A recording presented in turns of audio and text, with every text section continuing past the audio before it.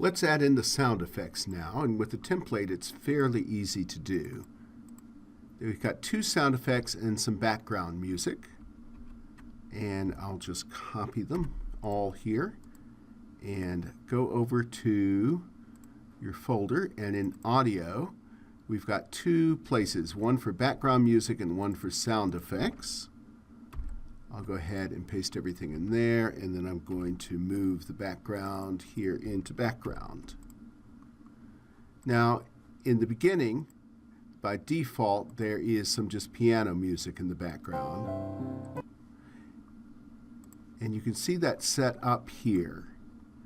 And game load audio background music, audio/background piano png.mp3,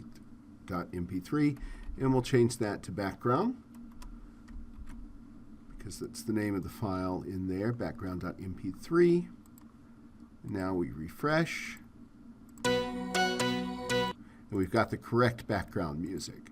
And then that goes off whenever anybody pushes that button there, and it is set up on a loop. Now for the sound effects, you may notice there's elephant right there, and that was just the test file in the sound effects file over here. And there are two shortcuts here.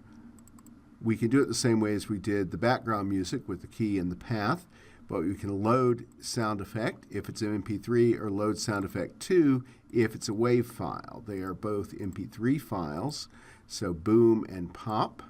And we'll replace elephant there. Boom. And this load sound effect pop.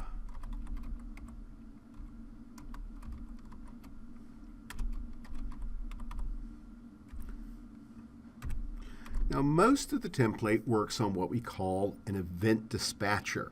It is a broadcaster, and it can broadcast to every part of the game at once that is set up for listening.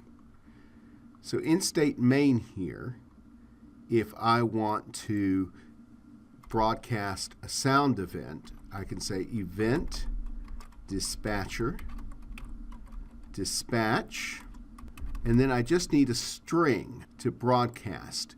And over here in the game constants is play sound. And all the built-in events are over here in game constants if you want to have a look at that.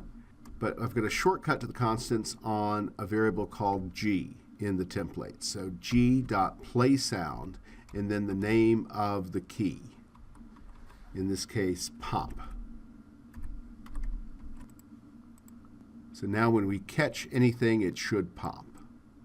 And remember, we're not checking for the difference between apples and bombs yet.